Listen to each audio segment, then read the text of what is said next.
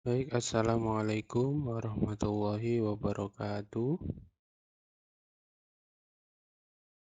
Baik, pagi ini kita telah menginjak pembelajaran ketiga pada tema 6, subtema 1. Tetap semangat ya adik-adik, kita sudah separuh jalan untuk subtema 1. Apa saja kira-kira yang kita fokuskan pada pembahasan kali ini? Ini dia. Yang pertama, pemanfaatan sumber daya alam hayati untuk kegiatan perekonomian. Yang kedua, keragaman kegiatan dalam kehidupan sehari-hari. Baik, kita langsung saja cekidot.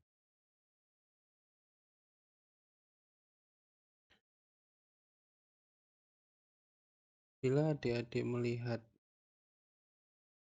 foto background ini, apa kira-kira yang ada di benak adik-adik?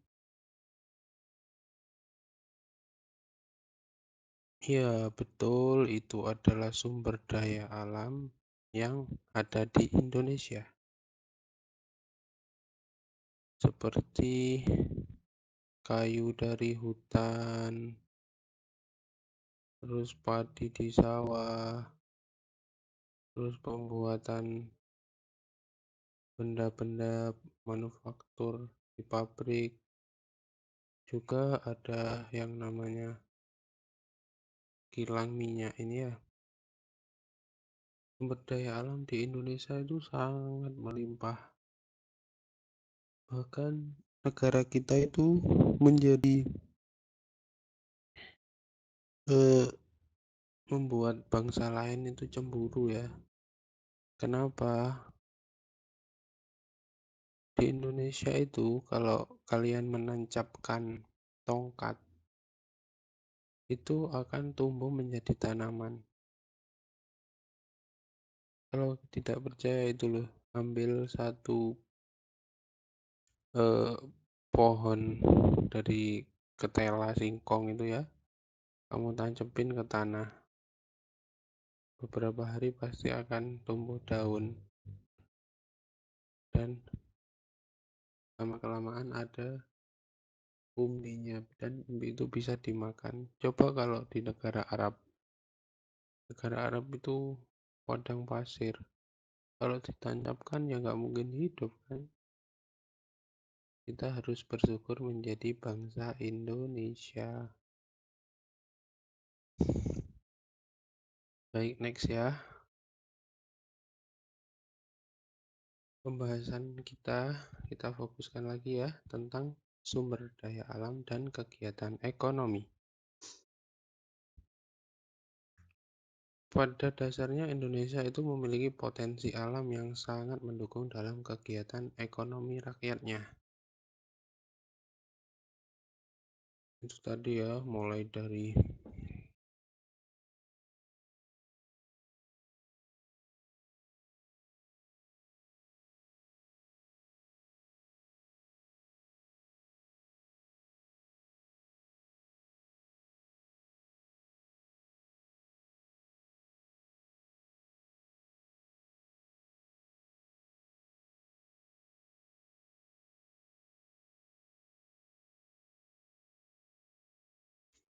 pada dasarnya Allah Subhanahu wa Ta'ala telah memberikan negara kita potensi alam yang sangat berlimpah, mulai dari sumber daya di laut, di sungai, di gunung, dan di mana-mana pun dataran rendah, dataran tinggi itu semuanya memiliki keberagaman potensi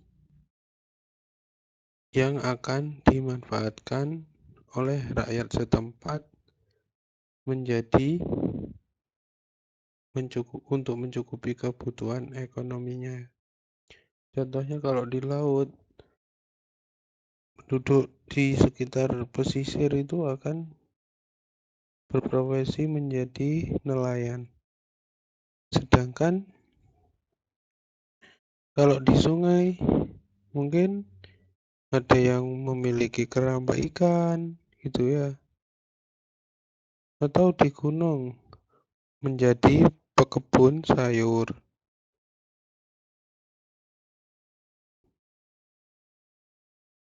Tergantung dari interaksi antar ruang, yakni bergantungnya ekonomi pada sumber daya.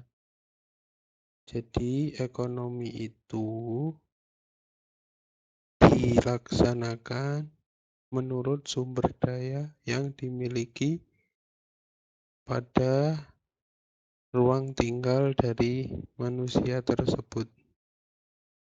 Next, sumber daya alam memiliki dua pembagian ya, dua jenis, yaitu sumber daya alam biotik atau hayati dan abiotik atau non-hayati. Biotik itu apa sih? Itu ya, sumber daya alam yang gak akan habis. Kenapa gak akan habis? Karena sumber daya itu bisa didaur ulang.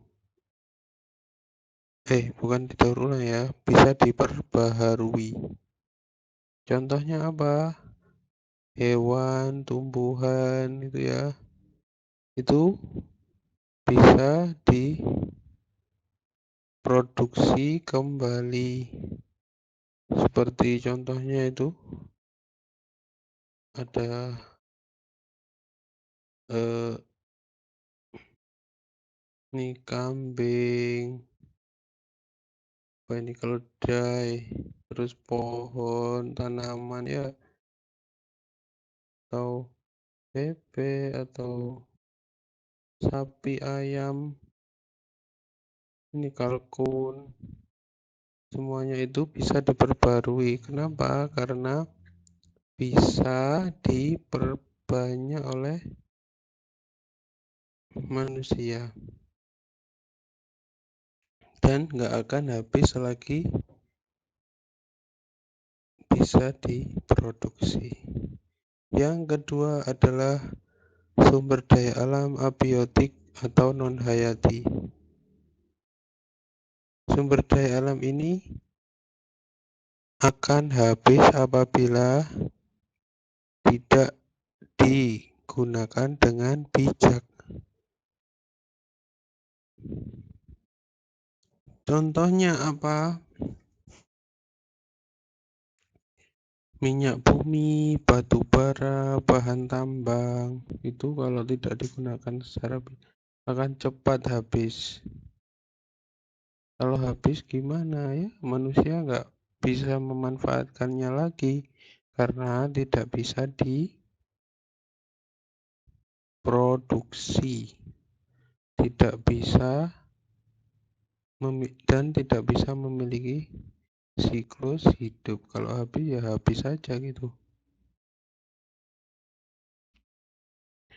Selain itu ada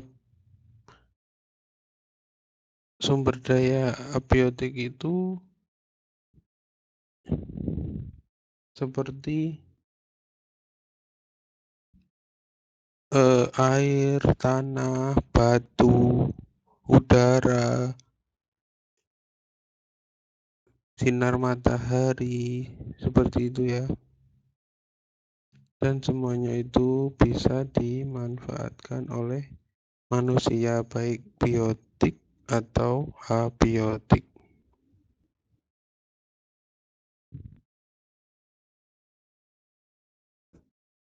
Ini ada beberapa gambar tumbuhan. Ada kelapa, ada duren, ya, keberagaman apa namanya sumber daya alam itu digunakan untuk penyelenggaraan negara, yakni pada bidang ketahanan pangan. Jadi dimanfaatkan dan diproduksi berulang kali untuk dimanfaatkan dan diambil sebagai bahan makanan.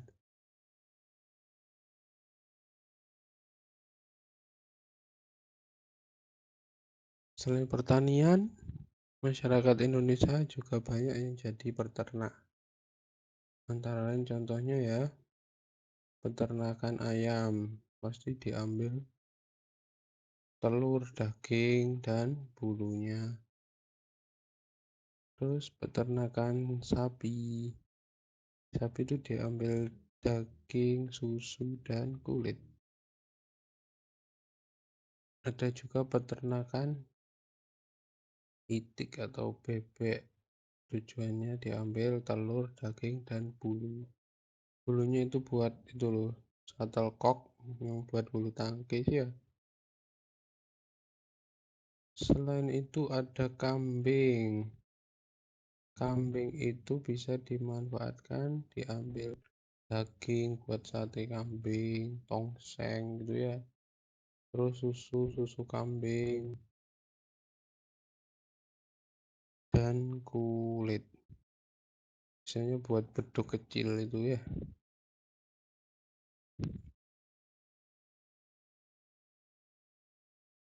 Menginjak materi selanjutnya, coba adik-adik amati gambar berikut.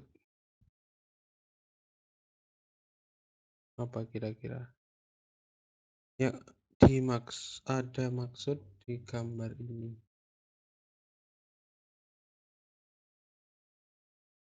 Ya, betul, ada beda. Contohnya ini, ada yang beragama Konghucu, beragama Katolik, Buddha, Islam, Hindu, dan Kristen. Mereka tetap berdampingan walaupun berbeda. Perbedaan itu rahmat Tuhan ya sebetulnya. Buat analogi saja, di wajah kita itu ada apa kira-kira? Anggota tubuh di wajah ada alis, ada mata, ada hidung, ada mulut, ada pipi, ada telinga, ada rambut. Coba kalau di kepala itu nggak beda, sama semua, mata semua gitu. Kan jelek kan ya kalau dilihat. Makanya perbedaan itu apabila diresapi, sebenarnya perbedaan itu menghasilkan keindahan. Ini gambar kedua. Ada orang Jawa, orang Minang, Sumbar ya. Ada Dayak dari Kalimantan. Terus ini ada Lampung, Sumatera, ada orang Papua, dan ada orang Bali. Perbedaan suku bangsa itu harusnya sebagai fondasi kuat untuk bernegara dengan saling menghormati. Lanjut ya. Ini keberagaman lingkungan ada 4. Yang pertama lingkungan sekolah. Contoh keberagaman yang ada di sekolah itu tinggi badan, kan beragam ya. Usianya sama, kelasnya sama, tinggi badannya tidak sama. Terus warna rambut, ada yang hitam, ada yang lurus, ada yang agak kemerahan, ada yang berintik gitu ya. Itu tidak masalah. Masalahnya kita harus menghargai perbedaan itu ya. Ada perbedaan kecerdasan, keterampilan, mata pelajaran, jenis kelamin. Kita harus memanfaatkan keberagaman itu dengan cara saling menghargai, saling mengenal, dan saling menolong.